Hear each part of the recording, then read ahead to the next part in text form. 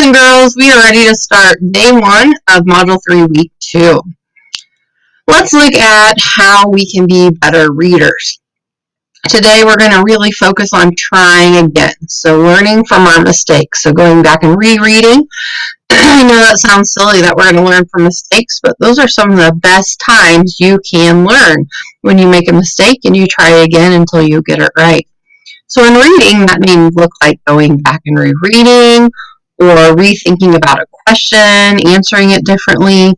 So there are all kinds of ways you can try again in reading. We're focusing on how people work together to solve out disagreements this week. You must speak words that matter. Today you're going to be listening to a text called 3 Hens and a Peacock. This is a fantasy text. Animals act and talk like people. Some fantasies include magic, and a lot of times the characters will learn a lesson in the text, in a fantasy text. So how can you be a successful reader? We're going to be looking at theme today. And theme is one of the things that is kind of difficult for second graders to learn or grasp or catch on to. So really make sure you're paying attention. If you struggle, that's okay, because we're going to work on it a lot in the upcoming weeks. But I do want you to listen really well to see if you can understand theme. And the reason why we're doing this is because when we took our September Evaluate, there was this question that says, what is the theme or message in the passage? So right there, you can see that the theme is the message. And after reading A Most Unusual Pet, you should have seen that the theme is showing that you can be responsible will help you get what you want. So a lot of times, when you're reading a text, the author isn't going to come out and say, hey, the theme is, or the message of this is.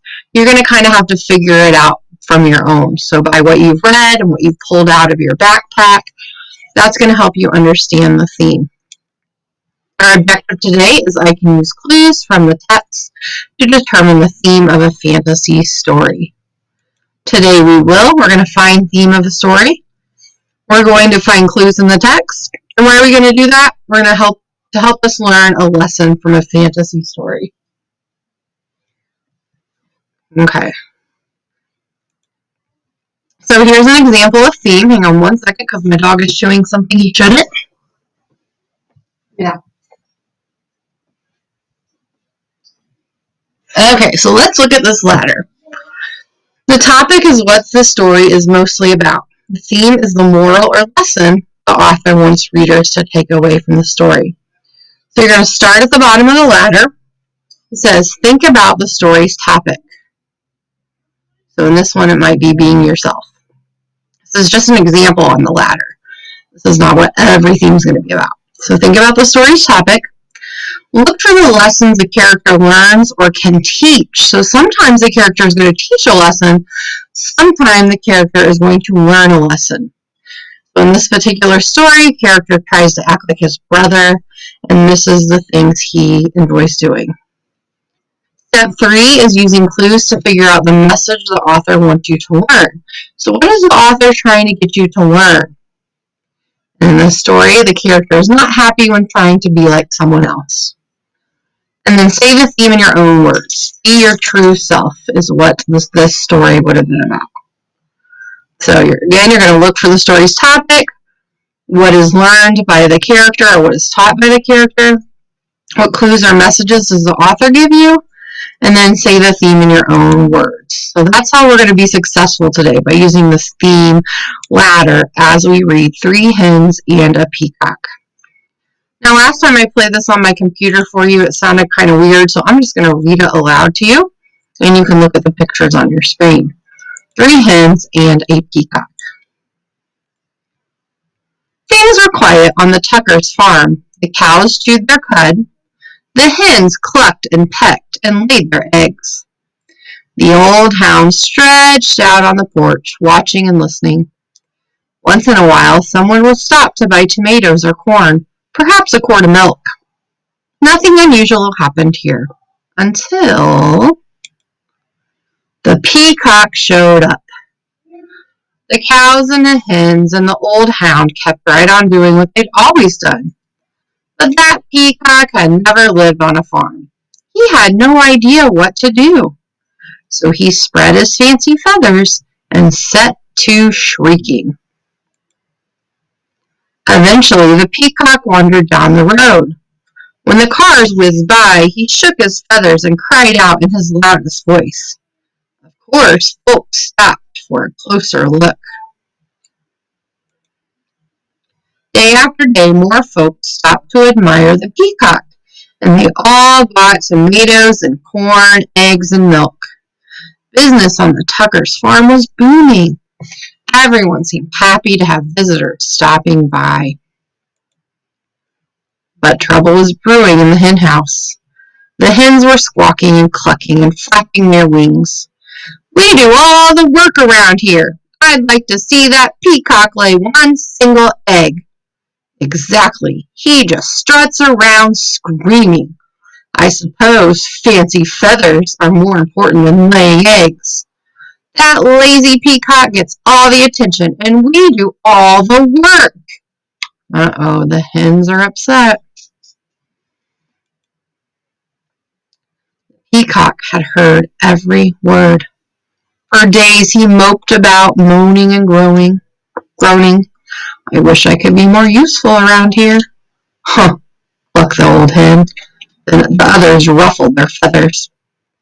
The old hound stretched and slowly raised his head. "Why not let the peacock stay here to be useful, while you hens take the glorious job down by the road?" The three hens began to cluck to one another. "What a wonderful plan!" "Yes, it's a fabulous idea. Oh, ladies, we simply must fancy up our feathers tonight, and nothing but arboritis, beads, bangles, and bows. We'll stop traffic for sure. Why, you girls know I can strut with the best of them." The peacock perked up. "Let's do it," he declared. "Tomorrow I'll stay here, sit on a nest, and cluck." "And we'll get all gussied up," said the hens. "We'll be so glamorous." So now they're going to trade spots. The peacock is not going to go down the road and show off his feathers. He's going to sit on an egg. And the hens, they're going to go down the road and strut their feathers so people can look at them. At sunrise the next morning, the hens strutted down the road. The peacock marched right to the hen house and poked his head inside. The hens flocked by the road, waiting for a car. When they saw one approaching, they clapped and squawked and flapped their wings in a flurry of feathers. But every car whizzed right on by. The peacock stuck in his tummy and wiggled from left to right, trying to squeeze through the tiny hen house door. His front half was in, his back half was out.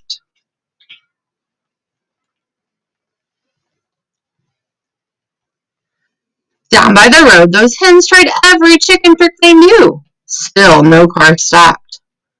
Finally, the peacock made it into the hen house. He held his breath and pushed with all his might, but no matter how hard he tried, he could not lay a single egg, not one. The old hound stretched out on the porch, watching and listening. "What's that peacock doing in the hen house?" asked Farmer Tucker. "Who knows?" said Mrs. Tucker. "And what are those hens doing down by the road? Not one of them is up here laying eggs." "Well, the way things are going, we aren't likely to have anyone buying eggs today," said Farmer Tucker. "We need that peacock down there stopping cars." When the peacock heard that, he smiled the biggest smile you ever saw on a bird's beak. "I am helping," he thought. He squirmed back and forth until he popped out of the cramped hen house. Then he trotted off to find the hens. Whoops. The exhausted hens were all clucked out. Every feather was out of place. What a day! We couldn't get one car to stop. It's true. Why, most of them didn't even slow down. The peacock met the hens, and they trudged up the road. "I can tell you I'm no good at laying eggs," he said. "I'm just not meant for it." One hen nodded. I put on my stellar strut, and even I couldn't stop a single car, she said. I have to hand it to you. Fancy Feathers, your job is harder than it looks. The other hens agreed. The peacock looked relieved. The hens marched back to the henhouse. The peacock strutted down the road. The old hound stretched out on the porch, watching and listening. And things were quiet again on the Tuckers' farm. Oh, wonder whose egg that is. Another box. Wonder who it belongs to. So let's think back to our ladder. So what was the topic? The topic was 3 hens and a peacock. So it was about 3 hens and a peacock. And we got that from our title. What did the hens want?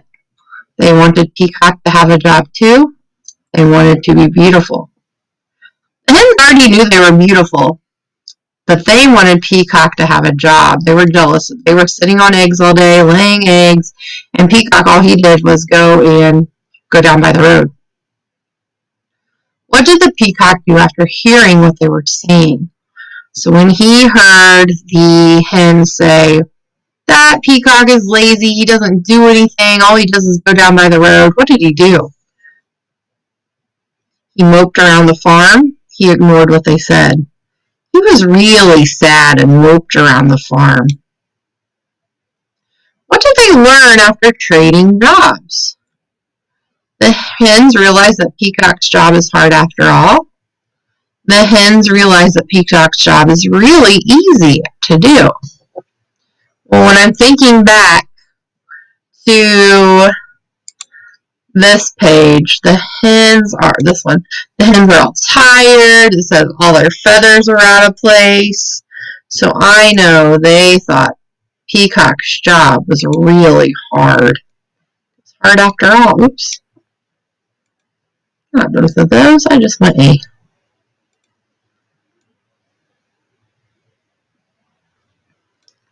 So what do you think the theme would be? Do you think the theme would be you appreciate others more when you have a job?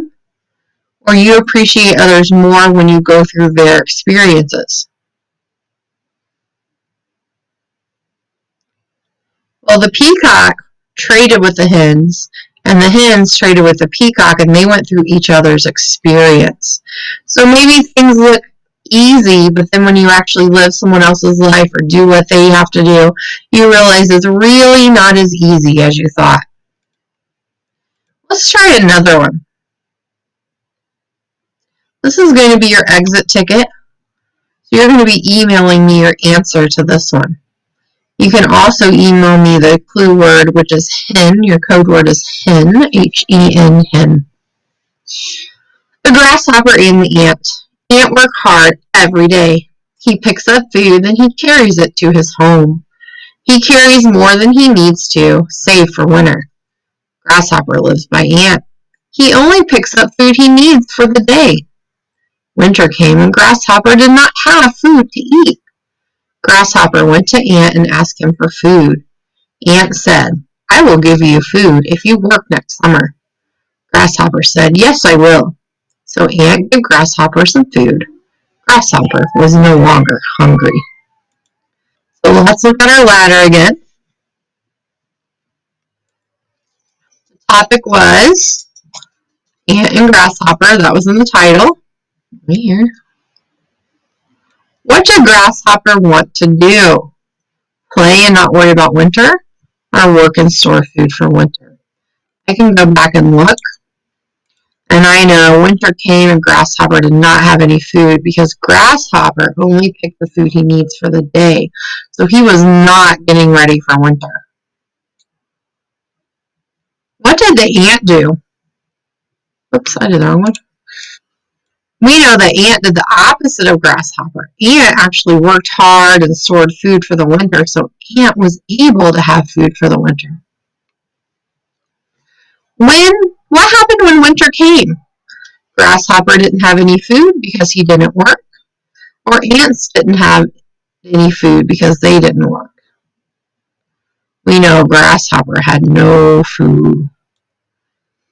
So for your exit ticket today, I want you to send me an email that tells me what is the theme of the story. You should only work and never play, or there is a time for work and a time for play. If you need to pause the video so you can type that in your email, that'd be great. You can do that now. And let's go ahead and wrap it up. What was tricky for you to be able to find the theme? You can also email me that. What was tricky for you to be able to find the theme? What trouble did you have? And don't forget to send me the theme of the ant, grasshopper and the ants. And you guys have a wonderful day. See you tomorrow.